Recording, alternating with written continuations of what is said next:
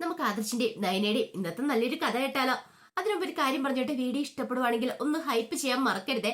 അങ്ങനെ ഇന്നത്തെ കഥയില് മൂർത്തി മുത്തശ്ശൻ എല്ലാവരും നെക്ലേസ് ഒക്കെ കാണുന്നുണ്ടപ്പോ സന്തോഷത്തോടുകൂടി നോക്കി. പിന്നീട് മുഖത്തൊരു ദേഷ്യഭാവം വരുത്തിയിട്ട് പറഞ്ഞു, ഇതിനൊക്കെ കുറെ പൈസയായി കാണും, പണിക്കൂലി തന്നെ കുറെ ആയി കാണും. എന്ത് ചെയ്യാനാ, പൈസ ഉള്ളവർക്ക് എന്തോ ആവാലോ എന്നൊക്കെ പറഞ്ഞു. ഇത് കേട്ടപ്പോ മുത്തശ്ശിക്ക് ഒരു ചിരിയാ വന്നത്. മുത്തശ്ശി ചിരി അടക്കി പിടിച്ച് നിൽക്കുക. പിന്നീട് പറഞ്ഞു, ആഭരണം കണ്ടു കഴിഞ്ഞെങ്കിലേ എന്തേലും കഴിക്കാൻ എടുത്തു വെക്കുമായിരുന്നെ കഴിക്കാനെന്ന് പറഞ്ഞു. ഇത് കേട്ടപ്പോ ജലജ പറഞ്ഞു, അച്ഛാ എല്ലാം ഡൈനിങ് ടേബിളിൽ കൊണ്ടേ വെച്ചിട്ടുണ്ട്, ഞാൻ ഇപ്പൊ തന്നെ വിളമ്പി തരാന്ന് പറഞ്ഞു. ജലജയ്ക്ക് ഭയങ്കര സന്തോഷം മൂർത്തി മുത്തശ്ശൻ ഇങ്ങനെ ചീത്ത പറയുന്നത് കേൾക്കുമ്പോ മറ്റുള്ളവരെ. അങ്ങനെ മുത്തശ്ശൻ അങ്ങോട്ട് കയറിപ്പോയി കഴിഞ്ഞപ്പോ മുത്തശ്ശി പറഞ്ഞു, ദേവേനി നീ ഇത് നിന്റെ മുറിയിൽ കൊണ്ടേ വെച്ചോളാൻ പറഞ്ഞു. അതെന്തിനാമ്മ ഞാൻ എന്റെ മുറിയിൽ കൊണ്ടേ വെക്കുന്നേ? അല്ല, ഇത് അവിടെ ചെന്ന് കഴിയുമ്പോ എനിക്ക് തന്നാ മതി, നയനമോളുടെ ചടങ്ങിന് ഞാൻ ആ സമയത്ത് അവളുടെ കഴുത്തിലിട്ട് കൊടുത്തോളാന്ന് പറഞ്ഞു. അപ്പോഴേക്കും ജലജ പറഞ്ഞു, ഇതിന്റെയൊക്കെ ആവശ്യം ഉണ്ടായിരുന്നോ അമ്മേ? ഇത്ര വില കൂടിയ ഗിഫ്റ്റ് ഒക്കെ മേടിക്കേണ്ട കാര്യം ഉണ്ടായിരുന്നോ? ഇത് കല്യാണം ഒന്നും അല്ലല്ലോ എന്ന് പറഞ്ഞു. എടി നീ ഈ കാര്യത്തിൽ ടെൻഷൻ അടിക്കേണ്ട കാര്യമൊന്നും ഇല്ലാന്ന് പറഞ്ഞു. ജയൻ പറഞ്ഞു, ജലജ നിന്റെ മോളുടെ കല്യാണത്തിന് ഞങ്ങൾ എന്താണെങ്കിലും ആവശ്യത്തിന് മിച്ച സ്വർണ്ണാഭരണങ്ങൾ കൊടുത്തേ വിടത്തോളം എന്ന് പറഞ്ഞു. മുത്തശ്ശി പറഞ്ഞു, ഇവളുടെ മോളുടെ കല്യാണത്തിന് ഞാനായിരിക്കും ആഭരണങ്ങൾ കൊടുക്കാൻ പോകുന്നേ, എനിക്ക് കൊടുക്കണോന്ന് പറഞ്ഞു. ഇതൊക്കെ കേട്ട് കഴിഞ്ഞപ്പോ ജലജയ്ക്ക് ഭയങ്കര സന്തോഷമായി. ഓ, തന്റെ മോളുടെ കല്യാണത്തിന് ഇവരെല്ലാരും ആഭരണം തരൂല്ലോ എന്നൊരു ചിന്തയായിരുന്നു ജലജയുടെ മനസ്സിൽ. ഇതേ സമയത്ത് നവ്യ അബിയോട് പറഞ്ഞു, അബി നമുക്കൊന്ന് പുറത്തു പോകണമെന്ന് പറഞ്ഞു. അതെന്തിനാ? നിനക്ക് കുറച്ച് ഡ്രസ്സൊക്കെ വാങ്ങണം. അന്ന് ജോയിൻ ചെയ്യാൻ ചെല്ലുന്ന സമയത്ത് ഇടാനുള്ള ഡ്രസ്സ് ഞാൻ വാങ്ങിയിട്ടുണ്ട്, പക്ഷെ അത് പോരാ, ചെന്നതിന് ശേഷം പിന്നെ ഡ്രസ്സ് വാങ്ങണ്ടേ എന്ന് പറഞ്ഞു. എന്റെ നവ്യെ അതൊന്നും വേണ്ട എന്ന് അബി പറയാണ്. ഇപ്പൊ തന്നെ നീ കുറെ പൈസ എനിക്ക് വേണ്ടി മുടക്കിയില്ലേ, നിനക്ക് കിട്ടുന്ന സാലറി മുഴുവൻ നീ എനിക്ക് വേണ്ടി ചെലവാക്കിയില്ലെന്ന് ചോദിച്ചു. അതാണോ കാര്യം അബി? അങ്ങനെ നീ വിചാരിക്കരുതെന്ന് പറഞ്ഞു. അബി പറഞ്ഞു, എന്റെ സാലറി കിട്ടിക്കോട്ടെ, അതിനുശേഷം നമുക്ക് എന്താന്ന് വെച്ചാൽ വാങ്ങാം, നിനക്ക് ഞാൻ വാങ്ങിത്തരാന്ന് പറഞ്ഞു. അബി, എന്റെ നിന്റെയൊന്നും വേർതിരിച്ച് കണ്ട കാര്യമുണ്ടോ? നമ്മുടെ രണ്ടുപേരുടെ അല്ലേ, നിനക്ക് കിട്ടിയാലും എനിക്ക് കിട്ടിയാലും നമ്മുടെ പണമൊക്കെ ഒന്നല്ലേന്ന് ചോദിച്ചു. അങ്ങനെ നമ്മൾ കണ്ട് ജീവിക്കാൻ പഠിക്കണമെന്ന് പറഞ്ഞു. അപ്പോഴാണ് ജലജയുടെ വരവ്. ജലജയ്ക്ക് സഹിക്കുന്നുണ്ടായിരുന്നില്ല. മുത്തശ്ശി നയനയ്ക്ക് വേണ്ടിയിട്ട് ആ നെക്ലേസ് വാങ്ങിയത്. ജലജ വന്നിട്ട് പറഞ്ഞു, എന്റെ മോളെ, നയനയുടെ 3-ാം മാസ ചടങ്ങിന് വേണ്ടിയിട്ടേ നിങ്ങളുടെ മുത്തശ്ശി വാങ്ങിയിരിക്കുന്ന നെക്ലേസ് ഒന്ന് കാണണമെന്ന് പറഞ്ഞു. നെക്ലേസോ? അതെ, ഒരു 10-15 പവൻ വരും. അതാ കൊടുക്കാൻ പോന്നെ. നയനെ വീട് വിട്ടു പോയെങ്കിൽ എന്താ, അവൾക്ക് കോൾ അടിച്ചില്ലേന്ന് ചോദിച്ചു. അത് കേട്ടപ്പോ നബി പറഞ്ഞു, കൊടുക്കുവാണെ കൊടുക്കട്ടെ, എനിക്ക് അതിനകത്തൊന്നും വലിയ കാര്യമൊന്നുമില്ല, ഇപ്പോഴെനിക്ക് സ്വർണത്തോടൊന്നും അങ്ങനെ വലിയ കമ്പമൊന്നും ഇല്ല അമ്മയെന്ന് പറഞ്ഞു. അബി പറഞ്ഞു, എന്നാലും ഇത്ര സ്വർണ്ണമൊക്കെ കൊടുക്കേണ്ട കാര്യമുണ്ടോ? എടാ മോനെ, ഇവളെ നിന്നെയൊക്കെ തഴഞ്ഞിട്ടിരിക്കുന്നേ, നിന്റെയൊക്കെ കാര്യത്തിന് എന്തേലും ഇങ്ങനെ ഒരു കാര്യങ്ങളൊക്കെ നടത്തിയിട്ടുണ്ടോ? ഇല്ലല്ലോ. പക്ഷെ ബാക്കിയുള്ളവരുടെ കാര്യത്തിന് അങ്ങനെയല്ല. നബി പറഞ്ഞു, അതെനിക്കറിയാം. ഇവിടെ വേറുള്ളവരുടെ കാര്യം വരുമ്പോൾ പൂജാമുറിക്ക് അലങ്കരിച്ച് ഭയങ്കര സെറ്റായിട്ടായിരിക്കും ഇവിടെ കാര്യങ്ങളൊക്കെ നടത്തുന്നത്. ചെറിയ കാര്യം വന്നാൽ പോലും അബിയുടെ കാര്യത്തിന് മാത്രം അതൊന്നും ഇല്ലാന്ന് പറഞ്ഞു. ജലജ പറഞ്ഞു, അതാണ് തലംതിരിവ്. ശരിക്കും പറഞ്ഞാല് ഇങ്ങോട്ടേക്ക് ഞാൻ വന്നതിന് ശേഷം എനിക്ക് നല്ല സന്തോഷമുള്ള ജീവിതം തന്നെയാണ് കിട്ടിയത്. ജയേട്ടനും അജയേട്ടനും ഒക്കെ കല്യാണം കഴിഞ്ഞതിന് ശേഷമാണ് പല പ്രശ്നങ്ങളും തുടക്കം പറഞ്ഞു.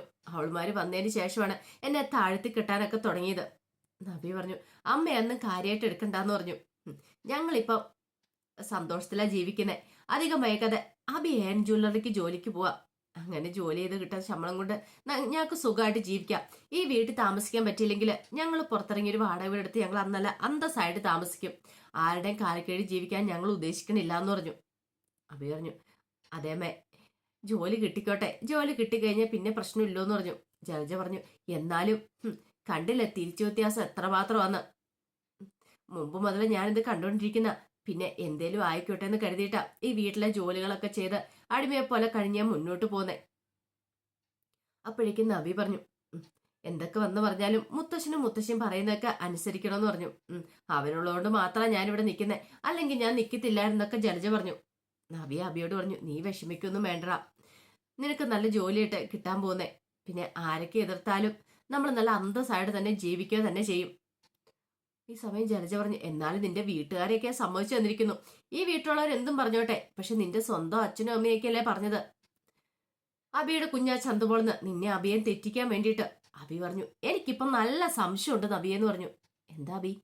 അല്ല, ആ അച്ഛന്റെ അമ്മയുടെ മോള് തന്നെയാണോ നീ, അതോ നിന്നെ വല്ല ദത്തെടുത്താണോ എന്നുള്ള കാര്യത്തില്. നബി പറഞ്ഞു, അങ്ങനെയുള്ള സംശയങ്ങളൊക്കെ എനിക്കും ഉണ്ടായിരുന്നു. പക്ഷെ ഇപ്പം ഞാൻ അതൊന്നും മൈൻഡ് ചെയ്യാൻ പോകുന്നില്ല. എന്തിനാ? അതിന്റെ ആവശ്യമില്ല. നമ്മൾ അവരുടെ കാൽച്ചുവട്ടിലേക്ക് ഇനി ഒരു കാര്യത്തിനും ചെല്ലാനായിട്ട് പോകുന്നില്ല. നമ്മൾ നമ്മുടേതായ രീതിക്ക് നമ്മൾ അധ്വാനിച്ച് ജീവിക്കാനാ പോകുന്നേ എന്ന് പറഞ്ഞു. പിന്നീട് ജലജ അങ്ങോട്ട് പോയി കഴിഞ്ഞപ്പം നബി അബിയോട് പറഞ്ഞു, അബി നീ വിഷമിക്കൊന്നും വേണ്ട, എന്ത് വന്നാലും ഞാനുണ്ടെന്ന് പറഞ്ഞു. നീ ഒരു കാര്യം ചെയ്യണം, ഏൺ ജുവലിലൊക്കെ ചെന്ന് കഴിയുമ്പോൾ ഡേവിഡ് സാറിന് മുറുക്കെ പിടിച്ചോടാം. ഡേവിഡ് സാറിനോട് ഞാൻ കാര്യങ്ങളൊക്കെ പറഞ്ഞിട്ടുണ്ട്. ഡേവിഡ് സാറിന് എൻ്റെ കഥകളൊക്കെ കേട്ട് കഴിഞ്ഞപ്പോഴത്തേനും ഭയങ്കര സങ്കടമാണ്. എന്നോട് വിഷമിക്കണ്ടെന്നൊക്കെ പറഞ്ഞ് ആശ്വസിപ്പിക്കുന്നൊക്കെ ഉണ്ട്. അബി പറഞ്ഞു, ഞാൻ അവിടെ ചെന്ന് കയറട്ടെ, അതിനുശേഷം എന്താ ചെയ്യേണ്ടതെന്ന് എനിക്കറിയാന്ന് പറഞ്ഞു. നീ പേടിക്കൊന്നും വേണ്ട നബിയെന്ന് പറഞ്ഞു. അബിക്ക് ഭയങ്കര ആത്മവിശ്വാസമായിരുന്നു ജോലിക്ക് പോകുന്നതിനെ കുറിച്ചും അതിനുശേഷമുള്ള കാര്യങ്ങളെക്കുറിച്ചൊക്കെ. ഇതേ സമയത്ത് നയനയുടെ അടുത്തേക്ക് ആദർശ് വരുവാണ്. ആദർശ് വന്നിട്ട് പറഞ്ഞു, നമ്മൾ ഉദ്ദേശിച്ച പോലെ തന്നെ കാര്യങ്ങളെന്ന് പറഞ്ഞു. എന്താ ആദർശേട്ടാന്ന് ചോദിച്ചു. ഈ എൻ ജ്വല്ലറിയുമായിട്ട് ബന്ധപ്പെട്ട ആൾക്കാരൊക്കെയാണ് മോഡേൺ ഹോട്ടലിലുള്ളതെന്ന് പറഞ്ഞു. പിന്നെ ഡേവിഡ് പറഞ്ഞുകൊണ്ട് മാത്രമാണ് എനിക്ക് അവിടെ റൂം കിട്ടിയെന്ന് പറഞ്ഞു. അല്ല, റൂം കിട്ടിയതുപോലെ തന്നെ ആദർശേട്ടൻ അവിടുന്ന് വെക്കേറ്റ് ചെയ്യിച്ചില്ലെന്ന് ചോദിച്ചു. ചെയ്യിച്ചു. അതൊരു നല്ല കാര്യമായിട്ട് എനിക്ക് തോന്നേ. അതെന്താ ആദർശേട്ടാ? അതുകൊണ്ടല്ലേ എനിക്ക് മനസ്സിലായത് എൻ ജ്വല്ലറിയുടെ ആൾക്കാർ മാത്രം അവിടെ താമസിക്കുന്നുള്ളൂ. എൻ ജ്വല്ലറിയുടെ വമ്പന്മാര് താമസിക്കുന്ന സ്ഥലം അതെന്ന്. അത് മാത്രമല്ല, ഒരു പക്ഷെ നമ്മുടെ ശത്രു അവിടെ തന്നെ ആയിരിക്കും താമസിക്കുന്നത്. അതുകൊണ്ടായിരിക്കും നമ്മളെ പെട്ടെന്ന് അവിടെ നിന്ന് ഒഴിവാക്കിയേക്കുന്നത്. പുറത്തുനിന്ന് ആരെങ്കിലും വന്നിട്ടുണ്ടെങ്കിൽ അതിന്റെ വമ്പനി ചിലപ്പോൾ പേടി കാണുമായിരിക്കും എന്ന് പറഞ്ഞു. അയാളെക്കുറിച്ചുള്ള സത്യങ്ങളൊക്കെ ആരെങ്കിലും തിരിച്ചറിയാന്നൊക്കെ ഉള്ളത്. ഇതെല്ലാം കേട്ടുകഴിഞ്ഞപ്പം നയന പറഞ്ഞു, ആദർശേട്ടാ ഇനി ഈ തീക്കളി വേണ്ടാന്ന് പറഞ്ഞു. അതെന്താ? ഈ വേഷം മാറിയൊന്നും പോണ്ട. ആദർശേട്ടനാ നെങ്ങാനും ആരെങ്കിലും തിരിച്ചറിഞ്ഞു കഴിഞ്ഞിട്ടുണ്ടെങ്കിൽ അതോടുകൂടി തീർന്നു കാര്യങ്ങള്. അവര് പിന്നെ ആദർശേട്ടനെ വെറുതെ വിടുവോ? അറിയാലോ, അവരുടെ സ്വഭാവത്തെക്കുറിച്ചൊക്കെ നന്നായിട്ട് ആദർശേട്ടനെ അറിയാവുന്നല്ലേ. എന്തും ചെയ്യാൻ മടിയില്ലാത്തവർ അവരെന്ന് പറഞ്ഞു. ആദർശ് പറഞ്ഞു, അങ്ങനെ പേടിച്ചു മാളത്തിൽ കയറി ഒളിക്കാൻ പറ്റുമോ? എനിക്ക് കണ്ടെത്തണം, സത്യങ്ങൾ കണ്ടെത്തണം. എപ്പോഴും ഞാനൊരു ആയുധം കരുതിയെ നടക്കണേ. അങ്ങനെ പെട്ടെന്നൊന്നും എന്നെ കീഴടക്കാൻ പറ്റില്ല നയനെ. അത് ഞാൻ പിടികൊടുക്കാനും പോകുന്നില്ല. എന്ത് വന്നാലും നേരിടാൻ തന്നെയാണ് ഞാൻ തീരുമാനിച്ചിരിക്കുന്നത്. അല്ല ആദർശേട്ടാ, ആ ഹോട്ടൽ ആരുടെയാന്ന് കണ്ടെത്തിയെന്ന് ചോദിച്ചു. അതിനെക്കുറിച്ചുള്ള കാര്യങ്ങളൊക്കെ ഞാൻ കിരണിനോട് പറഞ്ഞിട്ടുണ്ട്. കിരൺ അതൊക്കെ അന്വേഷിച്ച് കണ്ടെത്തിക്കോളും ആരുടെ പേരിൽ ആ ഹോട്ടലിൽ നിന്ന്. അപ്പം നമുക്ക് കൃത്യമായിട്ടുള്ള വിവരങ്ങളും കാര്യങ്ങളൊക്കെ കിട്ടുമല്ലോ. പിന്നെ ഇനിയിപ്പം നമ്മൾ അങ്ങോട്ട് തോറ്റു കൊടുക്കാൻ തീരുമാനിച്ചിട്ടില്ല എന്ന് പറഞ്ഞു. ഈ പറയുന്ന മൂർത്തി ജ്വല്ലറിയുടെ തലപ്പത്ത് എത്തണമെന്ന് എനിക്ക് ആഗ്രഹമൊന്നുമില്ല. അവിടെ ഇപ്പൊ അർഹതയുള്ള ഒരാൾ തന്നെ ഇരിക്കുന്നേ. അവൻ തന്നെ ഇരുന്നോട്ടെ. പക്ഷേങ്കില് ഈ വിഷുവിനുണ്ടാകുന്ന തിരിച്ചടി അടുത്ത ഓണത്തിനുണ്ടായിക്കൂടാ. അതുകൊണ്ടാണ് ഞാൻ പറയണേ, നമുക്ക് ഇവിടെ തിരിച്ചടിച്ചേ മതിയാവുള്ളെന്ന്. പിന്നെ എന്റെ മനസ്സിലുള്ളത് മൂർത്തി മുത്തശ്ശന്റെ മുഖമാണ്. മുത്തശ്ശന്റെ പരാജയപ്പെട്ടവന്റെ ആ മുഖം ഞാൻ ഇറങ്ങുന്ന സമയത്ത് അതായിരുന്നു. പക്ഷെ അങ്ങനെ ആയിരിക്കരുത്. തലയെടുപ്പോടുകൂടി ഞാൻ ചെല്ലണം. മുത്തശ്ശന് പഴയ പ്രതാപം വീണ്ടെടുക്കണം. അതൊക്കെയാണ് എൻ്റെ മനസ്സിലെ ആഗ്രഹം. അതിനു വേണ്ടിയിട്ട് ഏതറ്റം വരെ പോകാനും ഞാൻ തയ്യാറാ നേനെ. നീ പേടിക്കൊന്നും വേണ്ട. ഞാനല്ലേ പറയണേ, നീ ധൈര്യമായിട്ടിരിക്കുക. അധികം വൈകാതെ നമുക്ക് സത്യങ്ങളൊക്കെ കണ്ടെത്താൻ പറ്റും എന്ന് പറഞ്ഞ് നയനെ ആശ്വസിപ്പിക്കുകയാണ് ആദർശം. ഇതേ സമയം നന്ദുവിനോട് കനക പറഞ്ഞു, നന്ദു എനിക്ക് ആ പടൊരു വിഷമാന്ന് പറഞ്ഞു. എന്ത്? അല്ല, ആ നവ്യയുടെ കാര്യം ഓർത്തിട്ടെ. എന്നാലും നവ്യക്ക് എങ്ങനെ ഇത് സാധിക്കുന്നു? സാധാരണ പെൺകുട്ടികളൊക്കെ ഈ കാര്യം അറിഞ്ഞു കഴിയുമ്പോഴത്തേനും ഭർത്താക്കന്മാരെ സംശയിക്കൂലോ. പക്ഷെ ഇവിടെ അതൊന്നും ഉണ്ടായില്ലെന്ന് പറഞ്ഞു. അതോർത്താണ് അമ്മ വിഷമിച്ചിരിക്കുന്നേ. നവ്യേച്ചിയുടെ കാര്യത്തിൽ ആ ഒരു ടെൻഷൻ വേണ്ടാന്ന് പറഞ്ഞു. നവ്യേച്ചി ചിലപ്പോ ഈ കാര്യങ്ങളൊക്കെ അറിയും, അല്ലെങ്കിൽ അമ്മ പറയൂന്ന് അറിഞ്ഞു കഴിഞ്ഞപ്പോ തന്നെ അബിയുടെ അമ്മയും എന്തേലുമൊക്കെ പറഞ്ഞ് നവ്യേച്ചിയുടെ മനസ്സ് മാറ്റി കാണുമെന്ന് പറഞ്ഞു. ഈ സത്യങ്ങളൊക്കെ അറിഞ്ഞെന്നറിയുമ്പം എന്തേലും കള്ളത്തരം പറഞ്ഞ് അവർക്ക് രക്ഷപ്പെടണമല്ലോ. അതിന് വേണ്ടിയിട്ട് അവരെന്തേലും ചെയ്തു കാണും. അതിലൊക്കെ അതിവിദഗ്ധരല്ലേ അവര്. അമ്മയ്ക്ക് പിന്നെ പ്രത്യേകിച്ച് ഈ കാര്യം പറഞ്ഞു തരേണ്ടതുണ്ടോന്ന് ചോദിച്ചു. എന്നാലും പെൺകുട്ടികൾ ഇങ്ങനെയുണ്ടോന്ന് ചോദിച്ചു. അവർക്ക് ചില മനമാറ്റങ്ങളൊക്കെ ഉണ്ടാകത്തില്ലേ? ഓ, ഇനിയിപ്പൊ അമ്മയ്ക്ക് അതിന്റെ പ്രശ്നമാണോ? എന്റെ അമ്മേ, നവ്യേച്ചി സത്യങ്ങളൊക്കെ അറിഞ്ഞിട്ട് എന്താ? നവ്യേച്ചിയുടെ ജീവിതം ഇല്ലാതാക്കി അവരെ ഇല്ലാതാക്കണം എന്നാണ് അമ്മ പറയണേ. വേറെ പണിയൊന്നുമില്ല. എന്തിനാ അമ്മേ? അത് കേട്ടപ്പോ കനക പറഞ്ഞു, എന്നാലും മോളെ എനിക്ക് അങ്ങോട്ട് വിശ്വസിക്കാൻ പറ്റുന്നില്ല. എന്ത് പറഞ്ഞിട്ടായിരിക്കും നവ്യയുടെ മനസ്സ് അവിടെ മാറ്റി വെച്ചിരിക്കുന്നേ? എന്തേലും കാണിക്കട്ടെ. ഇപ്പൊ അതിനെക്കുറിച്ച് ചിന്തിക്കാനുള്ള സമയമാണോ? നയനേച്ചിയുടെ 3-ാം മാസ ചടങ്ങ്. അമ്മ അതിനെക്കുറിച്ച് ചിന്തിക്കുക. അത് കേട്ടപ്പോ കനക പറഞ്ഞു, അല്ല മൂർത്തി സാറ് വരുമായിരിക്കുമോ മോളെ? വരാനുള്ള സാധ്യത കുറവാന്ന് നയനേച്ചി പറഞ്ഞ്. നയനേച്ചിക്ക് നല്ല വിഷമമുണ്ട്. നയനേച്ചി പ്രഗ്നന്റ് ആയ സമയം തൊട്ട് ഇത്ര നാളും എത്രമാത്രം സങ്കടങ്ങളൊക്കെ അനുഭവിച്ചു. ഓരോരോ പ്രശ്നങ്ങൾ ഇങ്ങനെ വന്നുകൊണ്ടിരിക്കുമല്ലേ. പാവം, നല്ല സങ്കടം ഉണ്ടെന്ന് പറഞ്ഞു. കനക പറഞ്ഞു, അത് ശരിയാ, എനിക്കും ആ കാര്യത്തിലൊരു വിഷമമുണ്ട്. അല്ല, നമുക്ക് പോകണ്ടേ നേരത്തെ? അത് പിന്നെ മോളെ, എനിക്ക് അങ്ങോട്ട് പോകുന്ന കാര്യത്തിൽ ചെറിയൊരു മടിയുണ്ടെന്ന് പറഞ്ഞു. അതെന്താമ്മ അങ്ങനെ പറഞ്ഞത്? അല്ല, അന്ന് ഞാനേ നയനമോളെ കാണാൻ ചെന്ന് കഴിഞ്ഞപ്പം അവിടെ ഒരു ഹോം നേഴ്സ് ഉണ്ടായിരുന്നല്ലോ. അവരുമായിട്ട് ഞാൻ ചില പ്രശ്നങ്ങളൊക്കെ ഉണ്ടാക്കിയെന്ന് പറഞ്ഞു. ഓ, ഈ അമ്മയുടെ ഒരു കാര്യം പറഞ്ഞാല് അമ്മ എവിടെ ചെന്നാലും ഇങ്ങനെയൊക്കെ തന്നെയാണല്ലോ അമ്മേ, ഇതിനൊരു മാറ്റം വരാൻ പോകുന്നില്ലല്ലേ എന്ന് ചോദിച്ചു. അത് പിന്നെ നമ്മൾ ചില കാര്യത്തിലൊക്കെ ഒന്ന് പരീക്ഷിച്ച് നോക്കണ്ടേ, എങ്ങനെയുണ്ട് ഏതാണെന്നൊക്കെ. അതെ അതെ, ഇനിയിപ്പൊ അത് പറഞ്ഞാൽ മതി എന്ന് പറഞ്ഞിട്ട് നന്ദു അകത്തേക്ക് കയറിപ്പോയി. പിന്നീട് നന്ദു ഡ്യൂട്ടിക്ക് പോയി. അവിടെ ചെന്ന് കഴിഞ്ഞപ്പോഴത്തേനാണ് അനിയുടെ കോള് വരുന്നത്. ഇവനെ കുറിച്ച് എപ്പോൾ ആലോചിച്ചാലും ഇവൻ തന്നെ ഇങ്ങോട്ടേക്ക് വിളിക്കുമല്ലോ എന്നൊക്കെ നന്ദു മനസ്സിൽ കരുതി. എന്താടാ വിളിച്ചതെന്ന് ചോദിച്ചു. അതെ, നാളത്തെ കാര്യത്തെക്കുറിച്ച് നിനക്ക് അറിയാലോ, നീ നാളെ വരില്ലെന്ന് ചോദിച്ചു ചടങ്ങിന്. അതെന്ത് ചോദ്യമാടാ, എന്റെ ചേച്ചിയുടെ ചടങ്ങല്ലേ, ഞാൻ വരാതിരിക്കില്ലല്ലോ എന്ന് പറഞ്ഞു. അതെ, പിന്നെ ഒരു കാര്യം ഉണ്ടായി, അവിടെ വന്നു കഴിയുമ്പോഴേ ആത്മനിയന്ത്രണം ഉണ്ടായിരിക്കണം, നിനക്ക് അറിയാലോ. എപ്പോഴും എന്റെ പിന്നാലെ തന്നെ ചുറ്റിക്കറങ്ങിയിട്ടുണ്ടെങ്കിൽ എല്ലാവർക്കും സംശയം തോന്നും, പലരും നമ്മളെ നിരീക്ഷിക്കുന്നുണ്ടായിരിക്കും. പോരാത്തന് നയനേച്ചിക്കും അച്ഛനും അമ്മയ്ക്കും ഒന്നും ഇപ്പോഴും അത്രയ്ക്ക് അങ്ങോട്ട് വിശ്വാസം വന്നിട്ടില്ല ഞാനും നീയും തമ്മിൽ അടുപ്പില്ല എന്നുള്ള കാര്യത്തില്. അത് കേട്ടപ്പോ അനി പറഞ്ഞു, അതൊന്നും ഓർത്ത് നീ വിഷമിക്കണ്ട, അതൊക്കെ നമുക്ക് വേണ്ടതുപോലെ ചെയ്യാം. ശരിക്കും പറഞ്ഞാല് ഇന്ന് നമ്മൾ പോകണ്ടായിരുന്നല്ലേന്ന് ചോദിച്ചു. ആർക്ക് സംശയമില്ലായിരുന്നെങ്കിൽ നമുക്കൊന്ന് പോവായിരുന്നു പറഞ്ഞു. അത് കേട്ടപ്പോ നന്ദു പറഞ്ഞു, അതൊക്കെ നടക്കുന്ന വല്ല കാര്യമാണോ? എടി, അവിടെ ചെന്ന് കഴിയുമ്പോഴേ നിനക്കും എനിക്കൂടെ മാറുന്ന് സംസാരിക്കാനായിട്ട് അല്പം സമയം കിട്ടുമായിരിക്കും അല്ലേന്ന് ചോദിച്ചു. അതെങ്ങനെ? അതൊക്കെ ഉണ്ട്, എല്ലാവരുടെ കണ്ണു വെട്ടിച്ച് നമുക്ക് കുറച്ചേരം മാറിപ്പോയെന്ന് സംസാരിക്കണം, അതൊക്കെ എൻ്റെ ഒരു പ്രതീക്ഷകളാന്ന് പറഞ്ഞു. എത്ര ദിവസമായി ശരിക്കും ഒന്ന് കണ്ടൊന്ന് സംസാരിച്ചിട്ടെന്നൊക്കെ പറഞ്ഞു. അത് കേട്ടപ്പോൾ നന്ദു പറഞ്ഞു, ദേ ഇനി അവിടെ പോയി പ്രശ്നം ഉണ്ടാക്കാനാണോന്ന് ചോദിച്ചു. അങ്ങനൊന്നും ഞാൻ പ്രശ്നമൊന്നും ഉണ്ടാക്കത്തില്ല, നീ വാ നമുക്ക് അടിച്ചു പൊളിക്കാന്നൊക്കെ പറഞ്ഞു. അങ്ങനെ കുറച്ച് സമയം കഴിഞ്ഞ് കഴിഞ്ഞപ്പോൾ മുത്തശ്ശനും മുത്തശ്ശിയും കൂടെ സംസാരിക്കണം. അപ്പോഴേക്കും മുത്തശ്ശനോട് മുത്തശ്ശി പറഞ്ഞു, ഇന്നെല്ലാവരും പോവായിരിക്കും, ദേവേനി അവരൊക്കെ പോവായിരിക്കും, പിന്നെ ഞാൻ എന്താണെങ്കിലും നാളെ പോകുന്നുള്ളെന്ന് പറഞ്ഞു. പിന്നെ ഒരു കാര്യമുണ്ട്, നാളെ ആണെങ്കിലും പേടിക്കേണ്ട കാര്യമില്ല, ഇവിടെ തന്നെയല്ല കേട്ടോ. അവള് ജലജയുണ്ടല്ലോ, ജലജ അബിയൊന്നും വരാൻ വഴിയില്ല, അവരൊക്കെ ഈ വീട്ടിൽ കാണുമെന്ന് പറഞ്ഞു. അപ്പോഴേക്കും മുത്തശ്ശൻ പറഞ്ഞു, എല്ലാവരും പോയാലും ഞാനിവിടെ ഒറ്റയ്ക്കിരുന്നോളാം, ആ കാര്യമൊന്നും ഓർത്ത് എനിക്ക് യാതൊരു ടെൻഷനും ഇല്ലാന്ന് പറഞ്ഞു. അപ്പോഴാണ് ദേവേനി അങ്ങോട്ടേക്ക് ഇറങ്ങി വരുന്നത്. ദേവേനി വന്നിട്ട് പറഞ്ഞു, അമ്മേ ഞാൻ ഇന്നെ പോയേക്കുക, അമ്മ വരുന്നുണ്ടോന്ന് ചോദിച്ചു. ഞാനില്ല മോളെ, ഞാൻ നാളെ വന്നോളാന്ന് പറഞ്ഞു. അപ്പോഴേക്കും ദേവേനി മൂർത്തി മുത്തശ്ശനെ ഒന്ന് നോക്കി എന്നിട്ട് ചോദിച്ചു, അച്ഛന്റെ തീരുമാനത്തിന് എന്തെങ്കിലും മാറ്റം ഉണ്ടോന്ന് ചോദിച്ചു. അത് കേട്ട് കഴിഞ്ഞപ്പോ മൂർത്തി മുത്തശ്ശൻ ഭയങ്കര ദേഷ്യമൊക്കെ അങ്ങോട്ട് അഭിനയിക്കുകയാണ്. ദേവേനി, നിനക്ക് വയസ്സ് 10-45 ആയല്ലോ, എന്നിട്ടും നിനക്ക് ബുദ്ധി ഉദിച്ചിട്ടില്ലല്ലേ, നിന്റെ കാരണം നോക്കി ഒറ്റയോളം തരണ്ട, ഇതിനെക്കുറിച്ച് എന്നോട് ചോദിക്കില്ലെന്ന് ഞാൻ പറഞ്ഞിട്ടുള്ളതല്ലേ, പിന്നെ എന്ത് കാണിക്കാനാ നീ എപ്പോഴും എപ്പോഴും ചോദിച്ചോണ്ടിരിക്കണേ? അല്ലച്ചാ, അത് പിന്നെ ഞാൻ മിണ്ടാതിരുന്നോണം. അപ്പോഴേക്കും ദേവേനി പറഞ്ഞു, അതിന് മാത്രം തെറ്റൊന്നും ചെയ്തിട്ടില്ലോ ആദർശ്, ബിസിനസ്സിൽ ഇച്ചിരി താഴ്ചയുണ്ടായി, അതാണോ അച്ഛൻ കാണുന്ന തെറ്റ്?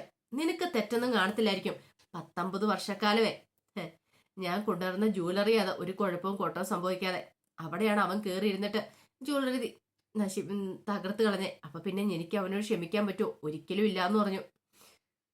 കേട്ടപ്പോ ദേവേനു പറഞ്ഞു, അത് പിന്നെ അച്ഛാ നീ കൂടുതലൊന്നും പറയണ്ട, നിനക്ക് ഒറ്റ പുത്രനായതുകൊണ്ട് നിനക്ക് അവനോട് സ്നേഹവും സിമ്പതിയൊക്കെ കാണും, പക്ഷെ മറ്റുള്ളവർക്ക് അങ്ങനെയല്ല, അറിയാലോ.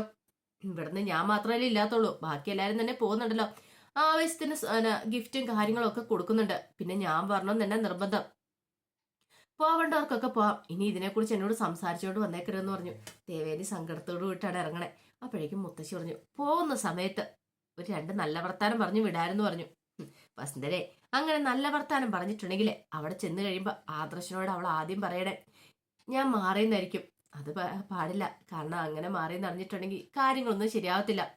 ഇതിപ്പോ അവിടെ ചെന്നിട്ട് അവള് പറയും മുത്തശ്ശന്റെ ദേഷ്യം ഇപ്പോഴും മാറിയിട്ടില്ലെന്ന്, അത് അവനൊരു പ്രചോദനമായിരിക്കും സത്യങ്ങൾ എത്രയും പെട്ടെന്ന് കണ്ടെത്താനുള്ള. എനിക്ക് ഉറപ്പുണ്ട് അവ സത്യങ്ങളൊക്കെ കണ്ടെത്തും, തലയെടുപ്പോടുകൂടി ഇങ്ങോട്ടേക്ക് തിരികെ വരുമെന്ന്. അവൻ എന്റെ കൊച്ചുമോനല്ലേ, അതിനൊരു മാറ്റം ഉണ്ടാകാൻ പോകുന്നില്ല എന്ന് പറഞ്ഞു. അത് കേട്ടപ്പം മുത്തശ്ശി പറഞ്ഞു, ഇദ്ദേഹത്തിന്റെ ഒരു കാര്യം പറഞ്ഞ പിന്നെ നാളെ ചെന്ന് കഴിയുമ്പോഴേ അവരെ കണ്ടു കഴിയുമ്പോ എനിക്ക് മഞ്ഞുരുകിയ കാര്യമൊന്നും പറഞ്ഞേക്കരുതെന്ന് പറഞ്ഞു. ഇത് കേട്ട് കഴിഞ്ഞപ്പോ മുത്തശ്ശി പറഞ്ഞു, അങ്ങനെയൊക്കെ ഞാൻ പറയുമോ? ഞാനൊരിക്കലും പറയില്ല എന്ന് പറഞ്ഞു. പിന്നെ തന്റെ സ്വഭാവം വെച്ച് എനിക്ക് നല്ല പേടിയുണ്ടെന്ന് പറഞ്ഞു. സത്യങ്ങളൊന്നും വിളിച്ചു കൂവിയേക്കരുത്. ഇല്ലാന്നേ, ഞാനൊന്നും പറയാനൊന്നും പോകുന്നില്ല എന്ന് പറഞ്ഞു. മുത്തശ്ശി പറഞ്ഞു, അതൊന്നും ഓർത്തിട്ട് ഇദ്ദേഹം വിഷമിക്കണ്ടെന്ന് പറഞ്ഞു. കുറച്ച് കഴിഞ്ഞപ്പോ ദേവേനി ആദർശിന് നയനയുടെ അടുത്തേക്ക് ചെല്ലുവാണ്. അപ്പോഴേക്കും ഹോം നേഴ്സാണ് അങ്ങോട്ട് വരുന്നേ. അതിനുശേഷം ദേവേനി ചോദിച്ചു, മോളുടെ കാര്യങ്ങളൊക്കെ നന്നായിട്ട് നോക്കുന്നുണ്ടല്ലോ അല്ലേ? അത് പിന്നെ പ്രത്യേകിച്ച് പറയേണ്ട കാര്യമുണ്ട് മാഡം, ഇതുപോലെ തന്നെയായിരുന്നു നയന മോളുടെ അമ്മയ്ക്ക് ചില സംശയങ്ങളൊക്കെ ഉണ്ടായിരുന്നു, അവരൊരു പരീക്ഷണമൊക്കെ നടത്തിയെന്ന് പറഞ്ഞു. ഇനിയിപ്പൊ സംശയം എന്തെങ്കിലും ഉണ്ടെങ്കിൽ അവരോട് തന്നെ ചോദിച്ചു നോക്കിക്കോളാൻ പറഞ്ഞു നയന മോളോടൊക്കെ. അപ്പോഴാണ് നയനെ ആദർശം അങ്ങോട്ടേക്ക് വരുന്നത്. ഈ സമയത്ത് വേലക്കാരി പറഞ്ഞു അതെ, അല്ല ഹോം നേഴ്സ് പറഞ്ഞു ഇവർക്ക് ഭയങ്കര സംശയമുണ്ട് കേട്ടോ, ഞാൻ മോളെ നന്നായിട്ട് നോക്കുന്നുണ്ടോന്ന്. അത് കേട്ട് കഴിഞ്ഞപ്പം നയന പറഞ്ഞു നോക്കുന്നുണ്ടോന്നോ, എന്റെ ദൈവമേ നോട്ടം ഇത്തിരി കൂടുതൽ അമ്മയെന്ന് പറഞ്ഞു.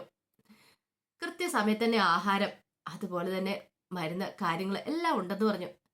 ആ സമയം ഹോം നേഴ്സ് പറഞ്ഞു അത് ശരിയാ, ഞാനൊരു ഹോം നേഴ്സ് ആയതുകൊണ്ടായിരിക്കും എനിക്ക് ചില ചിട്ടകളും കാര്യങ്ങളും ഒക്കെ ഉണ്ട്, അതുപോലെ തന്നെ ഞാൻ കാര്യങ്ങൾ മുന്നോട്ട് കൊണ്ടുപോകുന്നേ. നിങ്ങൾ സംസാരിച്ചിരിക്കുക, ഞാൻ കുടിക്കാൻ എടുക്കാന്ന് പറഞ്ഞ് അവരകത്തേക്ക് അങ്ങോട്ട് കയറിപ്പോയി. അപ്പോഴേക്കും ദേവേനെ പറഞ്ഞു മോൾ ഇവിടെ ഇരിക്കുക, എങ്ങനെയായി കാര്യങ്ങളൊക്കെ ഒരുക്കങ്ങളൊക്കെ തുടങ്ങിയെന്ന് ചോദിച്ചു. ആദർശ് പറഞ്ഞു അതൊക്കെ തുടങ്ങിയിട്ടുണ്ടമ്മേന്ന് പറഞ്ഞു. മോളെ പിന്നെ നിന്റെ ആഗ്രഹം സാധിക്കുമെന്ന് തോന്നില്ല. എന്താമേ? മുത്തശ്ശൻ വരുമെന്ന് തോന്നില്ല എന്ന് പറഞ്ഞു. മുത്തശ്ശന്റെ കാര്യം അറിയാലോ. അത് കേട്ടപ്പം നയന് പറഞ്ഞു സാരമില്ലമ്മേ, പിന്നെ അത് മാത്രമല്ല നിന്റെ അനുജത്തി വരുമോന്ന് തോന്നില്ല, ചിലപ്പോ ഹബീന്ന് അബിയും വരത്തില്ലായിരിക്കും, ജലജ ചിലപ്പോ വരാൻ ചാൻസ് ഉണ്ടെന്ന് പറഞ്ഞു. ആദർശ് പറഞ്ഞു വന്നാലും വന്നില്ലേലും നമ്മൾ ചടങ്ങുകളൊക്കെ അതിഗംഭീരമായിട്ട് നടത്തുക തന്നെ ചെയ്യുമെന്ന് പറഞ്ഞു. ഒന്നിനും ഒരു കുറവും വരാൻ പോകുന്നില്ല എന്ന് പറഞ്ഞു. ദേവേനെ പറഞ്ഞു അത് ശരിയാ, എന്ത് ചെയ്യാനാ, അവിടെ അബിക്ക് ഇപ്പോഴൊരു മാറ്റമൊന്നുമില്ല. അബിയുടെ മുഖം ഓർക്കുമ്പോൾ എനിക്ക് നല്ല ദേഷ്യം വരും, പിന്നെ ഒരു വീട്ടിലല്ലേ കഴിയുന്നേ, അവന്റെ മുഖം കാണാതിരിക്കാൻ പറ്റില്ലോ, അതുകൊണ്ട് മാത്രമാന്ന് പറഞ്ഞു. ആ സമയം ആദർശ് പറഞ്ഞു പോട്ടേവേ അമ്മ ഇപ്പൊ അതിനെക്കുറിച്ചൊന്നും ഓർത്ത് വിഷമിക്കണ്ടെന്ന് പറഞ്ഞു. ഇത് കേട്ട് കഴിഞ്ഞപ്പോഴത്തേനും ദേവേനെ പറഞ്ഞു മോനെ ഇനി എത്ര നാളിങ്ങനെ കഴിയേണ്ടി വരും, നിങ്ങൾക്ക് അങ്ങോട്ടേക്ക് വരാൻ പറ്റില്ല എന്ന് ചോദിച്ചു. വരാൻ പറ്റുമേ, അധികം വൈകാതെ തന്നെ വരാൻ പറ്റും, സത്യങ്ങളൊക്കെ ഒന്ന് പുറത്തു കൊണ്ട് വന്നോട്ടെ, ഈ വിഷുവും കൂടെ ഇങ്ങനെ അങ്ങോട്ട് പോട്ടെ എന്ന് പറഞ്ഞു.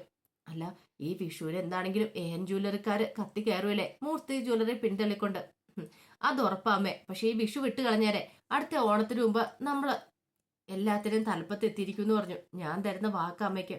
അല്ല ഈ വിഷുവിന് തകർച്ച ഉണ്ടായി കഴിഞ്ഞിട്ടുണ്ടെങ്കിൽ അനി ആ സ്ഥാനത്തുനിന്ന് ചിലപ്പോൾ നിന്റെ മുത്തശ്ശൻ മാറ്റുമായിരിക്കും എന്ന് പറഞ്ഞു. അമ്മേ ഒരാൾ കയറി ഉടനെ തന്നെ അയാൾക്ക് അങ്ങനെ ഒത്തിരി ഉയരത്തിലേക്ക് എത്താൻ സാധിക്കില്ല.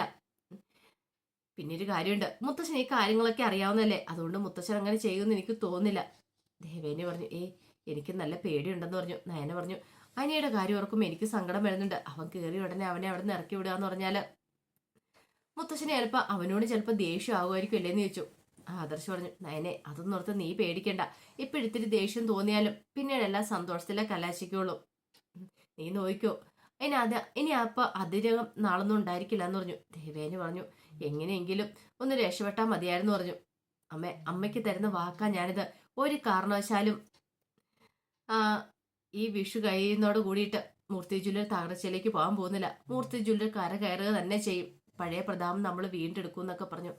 അത് കേട്ട് കഴിഞ്ഞപ്പോൾ ദേവേനിക്ക് ഒരു സന്തോഷമായി. അപ്പൊ അതിന്റെ വിശേഷങ്ങളൊക്കെയാണ് നമ്മൾ കാണുന്നത്. ഇതിന്റെ ബാക്കി വിശേഷങ്ങളുമായിട്ട് വൈകുന്നേരത്തെ പ്രമോയി വരാട്ടോ. ഒരിക്കൽ കൂടി എല്ലാവർക്കും ശുഭദിനം നേർന്നുകൊണ്ട് നിർത്തുന്നു.